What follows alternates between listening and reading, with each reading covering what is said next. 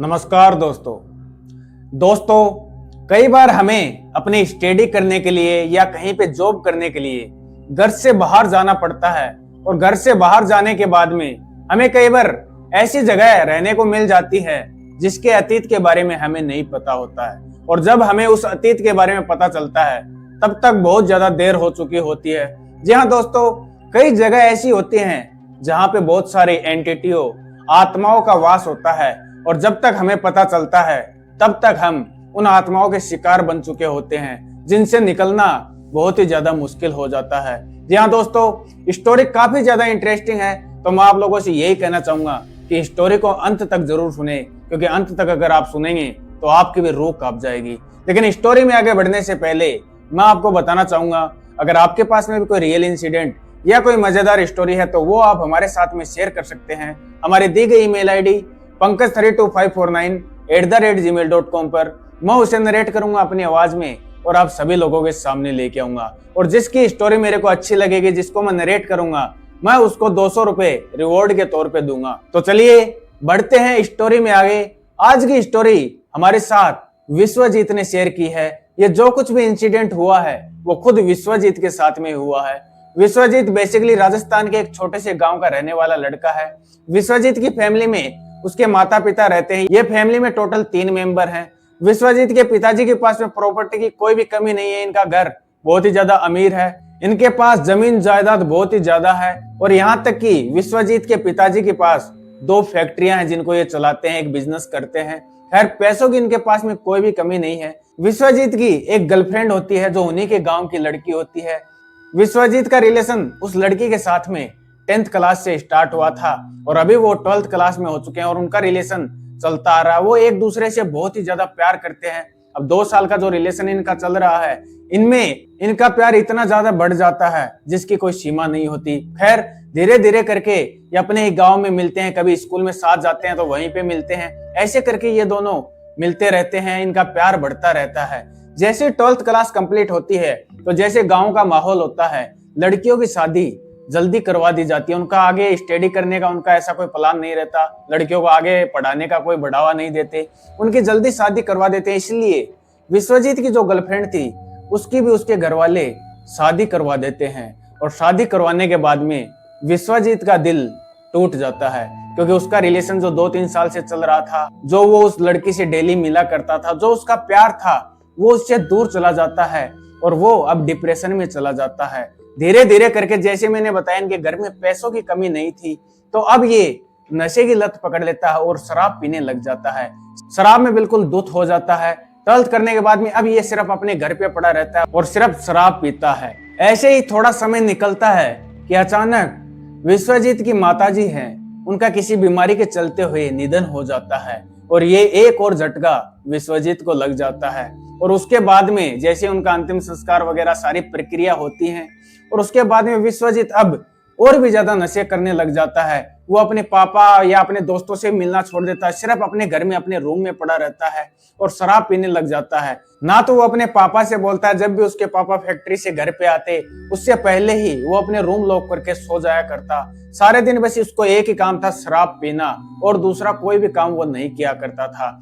अब एक पिता को अपने बेटे की चिंता तो होगी, तो एक दिन विश्वजीत के पिता ने विश्वजीत को शराब पीते देख लिया तो विश्वजीत के पिता को भी उसकी चिंता होने लग गई। विश्वजीत के पिता जानते थे कि इसको अपनी माँ के जाने का गम है और इसके साथ में अब कोई भी नहीं रहता, घर में बिल्कुल अकेला रहता है, इसलिए इसने ये शराब की लत पकड़ ली है। तो विश्वजीत के पिताजी उसको बिल्कुल भी नहीं डांटते हैं और उसके पास में जाते हैं और उसको आराम से बैठ के समझाते हैं कि देखो बेटा, ये शराब पीना बहुत ही गलत बात है। मेरे को पता है तुम्हारी माँ के जाने का तुम्हें बहुत ही ज्यादा गम है, लेकिन शराब अगर तुम पियोगे तो तुम एक लौते सहारे जो मेरा बच्चा है, तुम भी मेरे से दूर हो जाओगे, तुम्हें भी कल को कुछ हो जाएगा तो फिर मैं कैसे जी पाऊंगा। तो विश्वजीत जब उनकी ये बातें सुनता है तो विश्वजीत की भी आंखें नम हो जाती हैं और वो अपने पापा के गले लग जाता है। थोड़ी देर ये दोनों इमोशनल रहते हैं। उसके बाद में इसके पापा इसको बोलते हैं कि देखो बेटा, तुमने 12th कर ली है, लेकिन अब आगे की स्टडी तुम्हें कंटिन्यू करनी चाहिए। तुम एक काम करो, किसी शहर में चले जाओ और वहां पे अपनी आगे की स्टडी कंप्लीट करो। तो विश्वजीत भी उनको हाँ कर देता है कि ठीक है पापा, मैं शहर में जाके अपनी कॉलेज कंप्लीट करूंगा। तो इधर विश्वजीत के पिताजी अपने एक दोस्त को फोन करते हैं और उनको सारी चीजें बताते हैं कि ऐसे ऐसे मेरी वाइफ का निधन हो गया है और मेरे बेटे को आगे की स्टडी करने के लिए शहर भेजना है। तो इनके जो दोस्त थे वो शहर में रहते थे, तो वो उनको बोलते हैं कि यार तेरे पास में कोई जगह है बच्चे के रहने के लिए तो तू बता। तो इनके दोस्त बोलते हैं कि हाँ हाँ बिल्कुल, मेरे घर में एक कमरा है जिसमें कोई पहले रहा करते थे लेकिन अभी वो कमरा खाली है, तो तू अपने बेटे को यहाँ पे भेज दे, मेरे पास में रह लेगा, यहाँ पे आराम से रहेगा।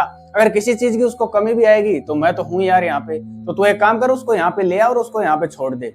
तो विश्वजीत के पिताजी ऐसा ही करते हैं। जैसा ही दूसरा दिन होता है वो विश्वजीत को लेके शहर में पहुंचते हैं अपने दोस्त के घर पे और उसको वहां पे छोड़ के वो वापस अपने गांव में आ जाते हैं। खैर अब विश्वजीत वहां पे आराम से अपना सेटअप वगैरह सेट करता है और दूसरे दिन वो एक कॉलेज ज्वाइन कर लेता है।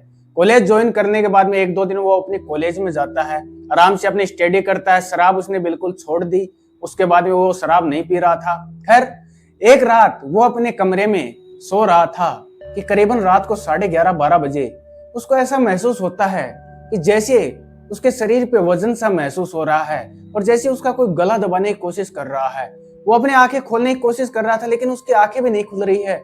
उसको जो भी वो वजन महसूस हो रहा था धीरे धीरे वो वजन उसको ज्यादा महसूस होने लग जाता है, जैसे उसको ऐसा लगता है कि उसके सांसें धीरे धीरे बंद होने वाली है। कैसे न कैसे करके वो अपनी आंखें खोलता है और जैसे ही वो अपनी आंखें खोलता है तो क्या देखता है, एक औरत उसकी छाती पे बैठी हुई है जो बहुत ही ज्यादा डरावनी लग रही है। उसके खुले खुले बाल हैं, उसके शरीर पे एक सफेद कलर की साड़ी है। वो ये देख के जोर से चिल्लाता है। जैसे वो चिल्लाता है वो औरत वहां से गायब हो जाती है और फिर वो अपने रूम में चारों तरफ देखता है, उसे कुछ भी दिखाई नहीं देता। वो अपना कमरे का जो लाइट थी उसको भी ऑन करता है, उसको कुछ भी दिखाई नहीं देता है कि अचानक से उसका गेट नॉक होता है। जैसे वो अपना गेट खोलता है तो सामने उसके पापा के दोस्त खड़े थे जिनका ये घर था।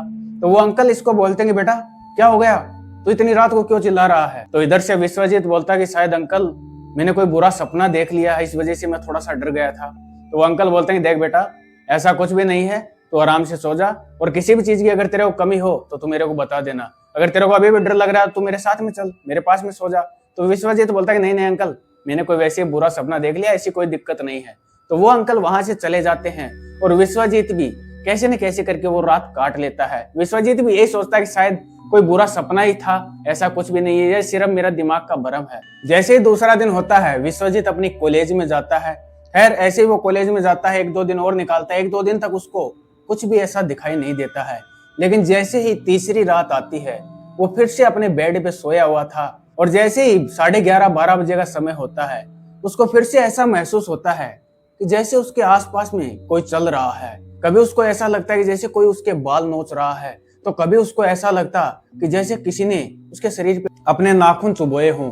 ऐसा उसको बार बार में लगता और जैसे ही वो आंख खोलता तो सारी चीजें गायब हो जाती। इसको ऐसा कुछ भी वहां पे दिखाई नहीं देता।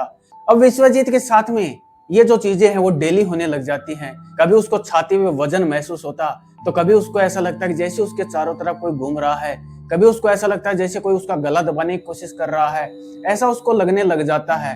तो विश्वजीत सिर्फ इस चीज को भ्रम समझता है और सोचता है कि शायद मैंने बहुत ज्यादा शराब पी थी पहले और अचानक से मैंने शराब छोड़ी है, इस वजह से मेरा दिमाग ये भ्रम क्रिएट कर रहा है, ऐसा कुछ भी नहीं है। लेकिन ये चीज उसके साथ में कंटिन्यू होती रहती है। धीरे धीरे उसके बिहेवियर में भी चेंज आ जाता है। जैसे ही वो कॉलेज जाता है तो उसको अचानक से कभी भी अपने दोस्तों पे गुस्सा आ जाता, कभी किसी को वो धमका देता, डांट देता, किसी से लड़ाई झगड़ा करने लग जाता।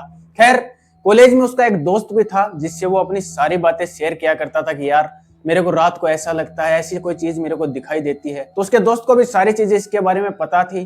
उसका दोस्त इसको बोलता कि देख भाई मेरे को ऐसा लगता है कि तेरे साथ में कोई मेडिकल प्रॉब्लम है, कोई साइकोलॉजी की प्रॉब्लम है, तो किसी तू साइकोलॉजी के डॉक्टर को दिखा, अपना चेकअप करवा। तो विश्वजीत बोलता कि नहीं नहीं यार तू कैसी बातें कर रहा है, ऐसी मेरे साथ में कोई भी दिक्कत नहीं है, ये सब कुछ मेरा दिमाग का भ्रम है और अपने आप ठीक हो जाएगा, मेरे को किसी डॉक्टर की जरूरत नहीं है। और विश्वजीत उसकी बात को इग्नोर कर देता है। लेकिन जो उसके साथ में चीजें चल रही थी वो कंटिन्यूअसली ऐसे उसके साथ में चलती रहती हैं। एक दिन विश्वजीत भी इन चीजों से परेशान हो जाता है कि यार डेली मेरे शरीर पे मेरे को वजन महसूस हो रहा है, कभी मेरी सांसें बंद होने लगती हैं, तो हो सकता है कि मेरे साथ में कोई मेडिकल प्रॉब्लम हो, कोई साइकोलॉजी की प्रॉब्लम हो, मेरे को एक बार डॉक्टर को दिखाना चाहिए। तो वो डॉक्टर के पास में जाता है और ये सारी चीजें वो अपने पिताजी को बिल्कुल भी नहीं बताता है, क्योंकि वो सोचता है अगर मैं पिताजी को बताऊंगा तो बेमतलब में वो परेशान होंगे, वो मेरी टेंशन लेंगे। तो वो अकेला ही एक डॉक्टर के पास में जाता है जो साइकोलॉजी के डॉक्टर होते हैं। वहां पे जाने के बाद में उसको एक बीमारी के बारे में पता चलता है जो साइकोलॉजी के रिलेटेड ही बीमारी थी, जिसका नाम मेरे को याद नहीं है, लेकिन उस बीमारी के चलते उसको पता चलता है कि उस बीमारी में ऐसी चीजें दिखाई देती हैं, दिमाग ऐसी चीजें क्रिएट करता है कि जैसे कोई सामने खड़ा है या अपनी छाती पे आके बैठ गया है, कोई अपना गला दबा रहा है, ये सारी चीजें। और विश्वजीत को जो महसूस हो रहा था वो सारी चीजें मैच हो रही थी, तो विश्वजीत भी समझ जाता कि ये सारी चीजें इसी बीमारी के कारण मेरे को हो रही है। खैर उसके बाद में विश्वजीत उनसे जो भी अपना ट्रीटमेंट है, जो भी टेबलेट्स वगैरह दवाइयां हैं, वो वहां से लेता है और अपनी दवाइयां रेगुलर वो लेने लग जाता है। और जब से वो दवाइयां लेता है, जो उसके साथ में हो रही थी वो सारी चीजें अब उसको दिखना बंद हो जाती है। ना तो उसको कोई चीज दिखाई देती, ना उसको ऐसा महसूस होता जैसे उसके पास में कोई है, वो बिल्कुल ठीक हो जाता है। अब आप लोग भी यही सोच रहे होंगे ना कि उसको तो साइकोलॉजी की दिक्कत थी जो दवाइयां लेने से ठीक हो गई, लेकिन आप लोग गलत सोच रहे हैं। और यही चीज विश्वजीत भी गलत सोच रहा था। कोई ना कोई चीज तो उसके साथ में थी, लेकिन दवाइयां लेने से शायद वो चीज एक बार के लिए दब गई हो। खैर उसके बाद में फिर से वो अपना रूटीन, जैसे ही वो अपने कॉलेज में जाता था वैसे ही कॉलेज में जाता है। उसका फर्स्ट ईयर कंप्लीट हो जाता है और वो अब सेकंड ईयर में हो जाता है। सेकंड ईयर में भी वो उसी कॉलेज में जाता है। एक दिन की बात है, जब वो अपने कॉलेज के क्लासरूम में बैठा था, तो क्लासरूम के जितने बच्चे थे वो सभी आपस में बातें बातें कर रहे थे और इसको उन बच्चों को देख के बहुत ही ज्यादा गुस्सा आ रहा था। ये ऐसा सोच रहा था कि ये सारे बच्चे चुप हो जाएं, अगर ये चुप नहीं होंगे तो मैं इनको मार डालूं। ऐसा उसको इतना गुस्सा आ रहा था। जब वो सारे बच्चे बातें कर रहे थे तो वो अचानक से खड़ा होता है और अपने अगली बेंच में दो लड़कियां बैठी हुई थी, उनके पास में जाके बोलता है, ये लड़कियों तुमसे चुप नहीं रहा जाता। वो बहुत ही ज्यादा गुस्से में उनको बोलता है। पूरी क्लासरूम एकदम शांत हो जाती है उसकी ये बात सुन के और सभी लोग उसकी तरफ देखने लग जाते हैं कि अचानक से विश्वजीत जो अभी इतने गुस्से में था वो अचानक से जोर जोर से हंसने लग जाता है। सभी लोग हैरान थे कि अभी तो ये इतने गुस्से में इनको बोल रहा था और अभी इतनी जोर जोर से हंसने लग जाता है। तो वहां पे जितने बच्चे थे वो सोचते हैं कि ये पागल तो नहीं हो गया है, और सभी लोग उसको पागल तो वैसे समझने लग गए थे क्योंकि उसका कभी पता नहीं, कभी गुस्सा आ जाता, कभी किसी से लड़ाई झगड़ा करने लग जाता, तो सभी लोग उसको पागल समझने लग जाते हैं। और वो जो कंटिन्यू हंसता जा रहा था, अचानक से उसने हंसना बंद कर दिया और अब वो जोर जोर से रोने लग जाता है। सभी बच्चे उससे डरने लग जाते हैं और थोड़े पीछे की तरफ हो जाते हैं और वो वहीं पे बैठ के जोर जोर से रोने लग जाता है। तो कॉलेज के जो हेड होते हैं वो उनके क्लासरूम में आते हैं और वो विश्वजीत को संभालते हैं, लेकिन विश्वजीत बिल्कुल भी चुप नहीं होता है। वो कंटिन्यू रोने लगता है और जैसे वो रो रहा था तो उसकी रोने की आवाज में उनको दो आवाजें सुनाई दे रही थी। एक आवाज विश्वजीत की आ रही थी और कभी कभी एक आवाज ऐसी आ रही थी जैसे कोई लेडीज रो रही है। ये चीज सुन के जो कॉलेज का हेड था वो भी घबरा जाता है और वो भी विश्वजीत से दूर हो जाता। सभी बच्चे डरे हुए थे। खैर विश्वजीत रोता रोता सिर्फ एक ही बात बोलता है कि मेरे पापा को बुलाओ, मेरे पापा कहाँ पे है, मेरे पापा के पास में जाना है। तो जो कॉलेज के हेड थे उनके पास में जो कॉन्टेक्ट नंबर तो होते हैं फैमिली मेंबर के, तो वो उनके पापा के पास में कॉल करते हैं और उनको सारी चीजें बताते हैं कि आपके बेटे की हालत ऐसी हो रही है, वो ऐसी बहकी बहकी बातें कर रहा है, रो रहा है। तो उसके पापा को भी चिंता हो जाती है, भाई एक लौता सहारा उनका है। तो उसके पापा तुरंत अपने गांव से निकलते हैं और करीबन 2-2.5 घंटे के बाद में वो उसके कॉलेज में पहुंचते हैं। जैसे वो कॉलेज में पहुंचते हैं और विश्वजीत को देखते हैं तो विश्वजीत अपने पापा को फटाफट पहचान लेता है, लेकिन अपने पापा के अलावा वो ना तो किसी बच्चे को पहचान रहा था, ना ही अपने दोस्तों को पहचान रहा था, ना ही कॉलेज के जो हेड थे, प्रिंसिपल थे, उनको भी नहीं पहचान रहा था। तो विश्वजीत के पापा विश्वजीत से पूछते हैं, बेटा क्या हो गया तेरे को? तो विश्वजीत अब जो भी सारी चीजें उसके साथ में हो रही थी वो उनको सारी चीजें सच सच बताता है कि पापा पिछले दिनों से मेरे साथ में ऐसा हो रहा है, मेरे को ऐसा लगता है कि जैसे कोई मेरी छाती पे बैठा है, मेरा गला दबा रहा है। तो इसके पापा को भी चिंता हो जाती है और इसके पापा इसको फिर से एक साइकोलॉजी के डॉक्टर के पास में लेके जाते हैं और वहां पे ले जाने के बाद में इसकी फिर से रिपोर्ट्स वगैरह होती हैं और फिर से इसको ट्रीटमेंट दिया जाता है। ट्रीटमेंट देने के बाद में 1-2 दिन इसके पापा इसके साथ में इसके रूम में रहते हैं और इसके साथ में ऐसा कुछ भी नहीं होता है। जैसे वो दवाइयां लेता है फिर से ये नॉर्मल हो जाता है और इसकी तबीयत में भी धीरे धीरे सुधार होने लग जाता है। खैर इसके पापा फिर से अपने गांव चले जाते हैं और ये फिर से अपनी कॉलेज में रेगुलर जाने लग जाता है। लेकिन धीरे धीरे जैसे समय गुजरता है, करीबन 10 दिन बाद में ही अब इसके साथ में कुछ ऐसा होने लग जाता है जो इसने कभी सोचा भी नहीं होगा। आज तक उसको ऐसा लग रहा था जैसे उसके पास में कोई घूम रहा है, उसकी छाती पे बैठा है। लेकिन एक रात जैसे ही वो सो रहा था, जैसे उसकी रात को 11 बजे आंखें खुलती हैं तो उसके सामने एक औरत खड़ी हुई थी जो पूरी नग्न अवस्था में थी और वो धीरे धीरे इसके पास में आती है और उसके सारे कपड़े निकालती है और विश्वजीत की हालत ऐसी हो गई थी, उसका शरीर जैसे पैरालिसिस में हो जाता है। वो कोई भी मूवमेंट नहीं कर रहा था, वो हिल भी नहीं पा रहा था, उसकी बॉडी कोई भी मूवमेंट नहीं कर पा रही थी। और वो औरत उसके पास में आती है और उसके साथ इंटीमेट होती है, इंटरकोर्स करती है, संभोग क्रिया करती है। और विश्वजीत ये सारी चीजें अपनी आंखों से देख रहा था, लेकिन वो अपनी बॉडी को बिल्कुल भी मूवमेंट नहीं करवा पा रहा था। और करीबन 1-1.5 घंटे बाद में वो औरत वहां से गायब हो जाती है। विश्वजीत को पक्का पता था कि ये कोई उसका सपना नहीं है, ये जो कुछ भी हुआ है ये बिल्कुल रियल में उसके साथ में हुआ है। और अब ये चीजें उसके साथ में डेली बेसिस पे होने लग जाती है। डेली वही औरत उसके पास में आती, उससे इंटरकोर्स करती, उसके साथ संभोग क्रिया करती और वहां से गायब हो जाती। और विश्वजीत का शरीर अब बहुत ही ज्यादा वीक होने लग जाता है। जहां पे उसका वेट 60 केजी था, अब वो वेट 45 केजी पे आ जाता है। धीरे धीरे वो बहुत ही ज्यादा कमजोर होने लग जाता है और इन चीजों से अब वो बहुत ही ज्यादा परेशान हो चुका था। और वो अपने पापा को कॉल करता है और उनको बोलता है कि पापा, मेरी तबीयत खराब है और मेरे को यहाँ से आप अपने साथ में गांव में ले चलो। खैर उसके पापा फिर से यहाँ पे आते हैं और उसको अपने साथ में लेके गांव चले जाते हैं। और गांव जाते ही वो अपने पापा को सारी चीजें बताता है कि पापा, मेरे साथ में जो कुछ हो रहा है वो मैंने अभी तक आपको नहीं बताया, क्योंकि मैंने सोचा आप परेशान हो जाओगे, इसलिए मैंने आपको नहीं बताया। लेकिन रात को 11 साढ़े 11 बजे के आसपास में मेरे को कोई औरत दिखाई देती है और वो मेरे साथ में गलत काम करती है।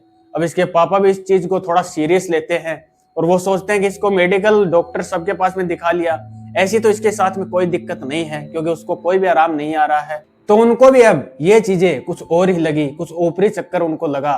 तो अब वो किसी तांत्रिक बाबा वगैरह से कांटेक्ट करने की कोशिश करते हैं, बहुत से लोगों से पूछते हैं और वो आखिर में जो विश्वजीत की मामी है उनके पास में कॉल करते हैं और उनको सारी चीजें बताते हैं। फिर विश्वजीत की मामी इनसे बोलती है कि हमारे गांव में एक बाबा रहते हैं, एक तांत्रिक बाबा रहते हैं, आप हमारे गांव में आ जाइए और उन तांत्रिक बाबा के पास में हम चलेंगे। वो तांत्रिक बाबा बहुत ही पहुंचे हुए बाबा हैं और वो इसका इलाज कर देंगे। अब मैं विश्वजीत की मामी के बारे में आपको बता देता हूँ। विश्वजीत के जो मामा जी हैं वो आर्मी में हैं और विश्वजीत के मामा की अभी अभी शादी हुई है, करीबन 6 महीने उनकी शादी को हुए हैं। और विश्वजीत के जो मामा है वो अपने ड्यूटी पे हैं और विश्वजीत की मामी अपने गांव में बिल्कुल अकेली रहती है अपने घर में। तो खैर उसके बाद में विश्वजीत के पिताजी विश्वजीत को लेके उनकी मामी के घर पे पहुंचते हैं। वहां पे पहुंचने के बाद में ये सीधा उन्हें तांत्रिक बाबा के पास में जाते हैं। जैसे ये लोग तांत्रिक बाबा के पास में पहुंचते हैं तो तांत्रिक बाबा इनके बोलने से पहले ही इनको सारी चीजें बता देते हैं सामने से कि इस लड़के के साथ में क्या क्या चल रहा है। तांत्रिक बाबा इनको बताते हैं कि इस लड़की के पीछे एक चुड़ैल पड़ चुकी है, जिसकी मौत सुहागरात वाली रात को हो गई थी और वो अपनी हवस की प्यास इसके साथ में बुझाती है और इस लड़के को धीरे धीरे करके वो अपने साथ में ले जाएगी। और विश्वजीत के पिताजी की तरफ देख के बोलते हैं कि ये तो तुम्हारी वजह से अभी तक ये जिंदा बचा हुआ है, क्योंकि तुम एक देवी माँ की पूजा करते हो, इसकी वजह से ये बचा हुआ है। अगर तुम अपने लड़के को जिंदा देखना चाहते हो तो इसको अपने साथ में रखो। तो उधर से विश्वजीत के पिताजी बोलते हैं कि महाराज बाबा इसका इलाज कीजिए, अगर इसको भी कुछ हो गया तो मेरे घर में तो मेरे पास में कोई भी नहीं बचेगा, ये एक लौता सहारा मेरे पास में है। तो तांत्रिक बाबा बोलते हैं कि नहीं, अभी इसका इलाज नहीं हो सकता, क्योंकि सही समय पे आने पे ही इसका इलाज होगा और वो सही समय 15 दिन बाद में आएगा। इतने दिन तुम इसको अपने साथ में रखो और डेली रात को तुम देवी माँ की पूजा करो, 15 दिन बाद में ही इसका इलाज मैं कर पाऊंगा। तो वहां से विश्वजीत के पिताजी और विश्वजीत दोनों फिर से अपनी मामी के घर पे आ जाते हैं और यहीं पे वो सोचते हैं कि अब 15 दिन यहीं पे रहेंगे, उसके बाद में इन बाबा से जो भी इलाज है विश्वजीत का वो करवाया जाएगा। खैर 1-2 दिन विश्वजीत के पिताजी और विश्वजीत अपनी मामी के घर पे रहते हैं और यहीं पे पूजा वगैरह करते हैं। एक कमरे में विश्वजीत और उसके पिताजी सोते हैं, दूसरे कमरे में उनकी मामी सोती है। लेकिन तीसरे दिन विश्वजीत के जो पिताजी उनके पास में कॉल आता है कि उनकी फैक्ट्री में कोई प्रॉब्लम हो गई है, उनको अर्जेंटली वहां पे जाना होगा। तो अब उनकी ये मजबूरी बन जाती है कि विश्वजीत को उनको अकेला उनकी मामी के पास में छोड़ के जाना पड़ेगा। खैर अब वो कुछ कर भी नहीं सकते थे तो वो वहां से निकल जाते हैं अपने गांव की तरफ। और जैसे ही रात होती है विश्वजीत अपनी मामी के रूम में सोया हुआ था, अलग अलग बेड पे ये सोए हुए थे, क्योंकि विश्वजीत को अकेला नहीं छोड़ा जा सकता था, उसकी मामी को पता था। तो वो उसको अपने रूम में सुलाती है। करीबन 11:30 बजे के आसपास में रात को विश्वजीत की आंखें खुलती हैं और जैसे उसकी आंखें खुलती हैं तो उसको कुछ दिखाई देता है और जो उसने किया उस चीज का दुख उसे आज तक भी है, उस चीज का गिल्ट उसे आज भी है। क्योंकि जब उसने देखा कि सामने वाले बेड पे उसकी मामी बिल्कुल नग्न अवस्था में बैठी हुई है और वो विश्वजीत की तरफ इशारा कर रही है, उसको अपने पास बुलाने का इशारा कर रही है। और विश्वजीत को पता नहीं क्या हो जाता है, वो अपने कंट्रोल में बिल्कुल भी नहीं होता है और वो खड़ा होके अपनी मामी के पास में चला जाता है और वो उनके साथ में भी इंटरकोर्स करता है, संभोग क्रिया करता है। और जैसे ही वो ये सारी चीजें कर लेता है और अपने होश में आता है तो उसको इतना ज्यादा दुख होता है, वो खुद को इतना ज्यादा गिल्ट महसूस कर रहा था कि उसने ये सब क्या कर दिया, लेकिन शायद उसकी वहां पे कोई भी गलती नहीं थी। खैर वो रात कटती है जैसे तैसे करके, जैसे दूसरा दिन होता है वो अपनी मामी से नजर भी नहीं मिला पा रहा था, लेकिन वो अपनी मामी को देख रहा था तो वो बिल्कुल ऐसे लग रही थी जैसे वो बिल्कुल नॉर्मल है। उनको ऐसा कुछ भी महसूस नहीं हो रहा था कि रात में उसके साथ में क्या हुआ है, उनको कुछ भी याद नहीं है। लेकिन विश्वजीत को सारी चीजें रात की याद थी, एक एक चीज याद थी कि उसने क्या किया है। वो समझ आता है कि मामी भी शायद किसी पोजीशन में थी और वो खुद तो पोजीशन में था ही। खैर दूसरे दिन फिर उसके पिताजी आ जाते हैं और जैसे उसके पिताजी आते हैं वो अपने पिताजी से बोलता है कि पापा मेरा यहाँ पे मन नहीं लग रहा, मेरे को यहाँ पे अच्छा नहीं लग रहा है, हम अपने गांव में चलते हैं और जैसे 15 दिन होंगे फिर से हम यहाँ पे आ जाएंगे, लेकिन अभी हम गांव में चलेंगे। तो उसके पिताजी भी मान लेते हैं क्योंकि बेटा बोल रहा है, शायद हो सकता है उसका मन नहीं लग रहा हो। तो उसके पिताजी उसको गांव में ले जाते हैं। करीबन 5-10 दिन का समय वहां पे निकल जाता है। अब विश्वजीत के जो कॉलेज के एग्जाम थे वो आ जाते हैं। दूसरे दिन उसका कॉलेज का एग्जाम था तो विश्वजीत अपने पापा से बोलता है कि पापा मेरे को एग्जाम देना हो। तो उसके पापा उसको मना भी करते हैं कि नहीं बेटा अभी रहने दे, अगले साल फिर से दे लेना, लेकिन अभी रहने दे, अभी तेरी तबीयत ठीक नहीं है। तो विश्वजीत बोलता है कि पापा अभी तक इतना सब कुछ झेला है तो थोड़ा और झेल लूंगा, लेकिन एग्जाम तो मैं दूंगा, 3 साल की मेरी मेहनत है। खैर विश्वजीत उनकी बात नहीं मानता और वो फिर से अपने उसी रूम पे पहुंच जाता है जो इसके पापा के दोस्त के घर का रूम था। वहां पे पहुंचने के बाद में जैसी रात होती है फिर से वो औरत उसके पास में आती है, उससे इंटीमेट होती है, संभोग क्रिया करती है। फिर दूसरे दिन जाके विश्वजीत एग्जाम देता है। करीबन 2-3 दिन उसकी एग्जाम वगैरह चलती है और 2-3 दिन लगातार उसके साथ रात में ऐसा ही होता है, उसके साथ में वही औरत संभोग क्रिया करती, वही चुड़ैल उसके साथ इंटीमेट होती। उसके बाद में विश्वजीत अपने पापा को कॉल लगाता है और उनको सारी चीजें बताता है कि मेरे साथ में 3 रातों से ये सब कुछ हुआ है। विश्वजीत के पिताजी वहां पे पहुंचते हैं और फिर उसके बाद में वो सीधा उसी तांत्रिक बाबा के पास में पहुंचते हैं। वहां पे पहुंचने के बाद में तांत्रिक बाबा बोलते हैं इस लड़के का इलाज कल होगा क्योंकि कल अमावस्या का दिन है और अमावस्या के दिन ही इसका इलाज होगा, आज का दिन आपको और निकालना पड़ेगा। खैर ये फिर से अपनी मामी के घर पे जाते हैं, लेकिन आज विश्वजीत अपने पापा के साथ में सोता है, मामी के पास में बिल्कुल भी नहीं सोता है क्योंकि पिछली बार ही चाहे पोजीशन की वजह से ही लेकिन उससे गलती हो गई थी। खैर जैसे दूसरा दिन होता है अमावस्या के दिन वो फिर से उन तांत्रिक बाबा के पास में जाता है और विश्वजीत अपनी नीचे गर्दन करके बैठा था, वो खुद पे गिल्ट महसूस कर रहा था।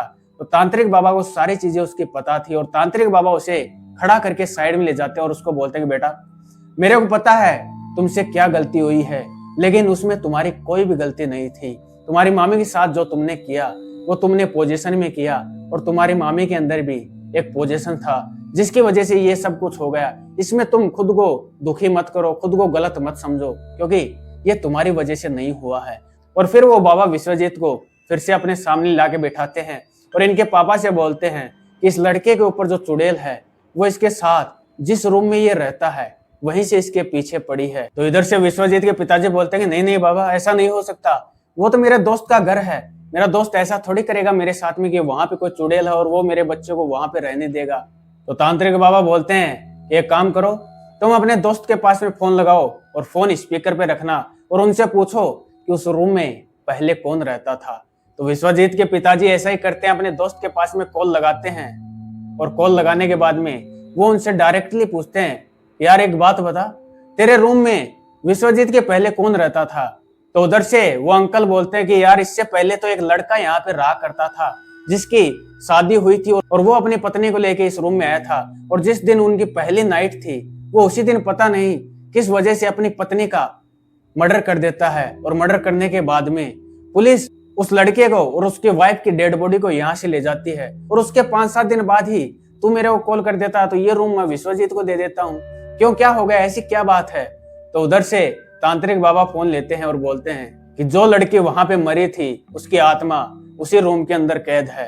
तो वो अंकल बोलते हैं कि नहीं नहीं ऐसा नहीं हो सकता, वो लड़की की आत्मा यहाँ पे कैसे रह सकती है।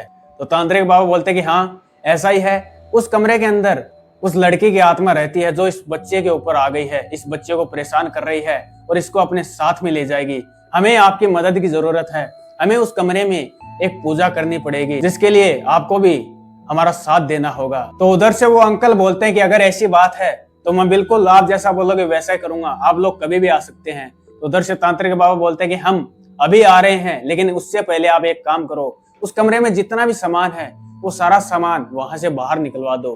खैर ये लोग सारे वहां पे पहुंचते हैं और उधर से वो अंकल जिनका रूम था वो उसका सारा सामान साफ करवा देते हैं। और वहां पे वो तांत्रिक बाबा एक सेटअप बनाते हैं, जहाँ पे एक गोला बनाते हैं, कुछ पूजा साधना की सामग्री वहां पे रखते हैं और उस गोले के अंदर वो विश्वजीत को बिठाते हैं और वहां पे पूजा स्टार्ट की जाती है। जैसे ही वो पूजा स्टार्ट करते हैं तो विश्वजीत को एक चुड़ैल नहीं, बहुत सारी एंटिटियां वहां पे दिखाई देने लग जाती है। कभी कोई उसकी माँ की आकृति में उसे दिखाई देती तो कोई उसकी मामी की आकृति में दिखाई देती और उसे अपनी तरफ बुलाने का इशारा करती, लेकिन विश्वजीत वहां से हिलता नहीं है, क्योंकि विश्वजीत वहां पे अकेला नहीं था, तांत्रिक बाबा के साथ में था। खैर वो पूजा करीबन 2.5 से 3 घंटे चलती है। उसके बाद में सब कुछ शांत हो जाता है, विश्वजीत को वहां पे कुछ भी दिखाई नहीं देता है। उसके बाद में वो तांत्रिक बाबा उसके हाथ पे एक रक्षा धागा बांधते हैं और फिर इनको बोलते हैं कि अब आपका लड़का बिल्कुल सही है, अब इसके साथ में कोई प्रॉब्लम नहीं है, और जो चुड़ैल इस कमरे में रहा करती थी मैंने उसको भी बांध दिया है, अब ये कमरा भी बिल्कुल सही है, यहाँ पे कोई भी दिक्कत नहीं आएगी। और उसके बाद में विश्वजीत के पिताजी विश्वजीत को लेके अपने साथ गांव में आ जाते हैं और उसके बाद से विश्वजीत को गांव से उन्होंने कभी भी किसी शहर की तरफ नहीं भेजा। आज विश्वजीत बिल्कुल ठीक है, धीरे धीरे उसकी तबीयत में भी रिकवर होना शुरू हो जाता है, उसका जो वेट लॉस हुआ था वो भी गेन हो जाता है और अब विश्वजीत अपने पापा के साथ में ही अपनी फैक्ट्रियां संभालता है। लेकिन ये जो इंसिडेंट उसकी लाइफ में हुआ था वो आज भी जब याद करता है तो उसकी रूह कांप जाती है। खैर आप लोग भी कहीं पे स्टडी या कहीं जॉब करने के लिए जाते हो, कोई जगह कोई रूम अगर आप ऐसा लेता हो तो उसके अतीत के बारे में आपको जान लेना बहुत ही सही रहेगा, क्योंकि ऐसा ना हो जाए जो विश्वजीत के साथ में हुआ है। विश्वजीत तो सही टाइम पे बाबा के पास में पहुंच गया, अपने पापा को सारी चीजें बता दी, नहीं तो शायद उसके साथ में ऐसा होता रहता। अगर वो किसी से नहीं बताता तो शायद वो चुड़ैल उसको अपने साथ में भी ले जा सकती थी। खैर स्टोरी आपको कैसी लगी कमेंट में मेरे को जरूर बताइएगा। अगर स्टोरी आपको पसंद आई है तो वीडियो को एक लाइक जरूर कर दीजिएगा, और अगर ऐसी स्टोरी आपको सुनना पसंद है तो चैनल को सब्सक्राइब जरूर कर लीजिएगा, क्योंकि सब्सक्राइब करने से आपको फायदा ये होगा जब भी मैं कोई नई वीडियो या नई स्टोरी अपलोड करूंगा उसका नोटिफिकेशन आपको तुरंत मिल जाएगा। और अगर आपके पास में कोई रियल इंसिडेंट या कोई मजेदार स्टोरी है तो वो आप हमारे साथ में शेयर कर सकते हैं। हमारी दी गई ईमेल आईडी pankaj32549@gmail.com पर मैं उसे नरेट करूंगा अपनी आवाज में और आप सभी लोगों के सामने लेके आऊंगा। और जिसकी भी स्टोरी मेरे को पसंद आएगी, जिसको मैं नरेट करूंगा, उसको मैं 200 रुपए रिवॉर्ड के तौर पे दूंगा। तो चलिए मिलते हैं अगली स्टोरी में। धन्यवाद।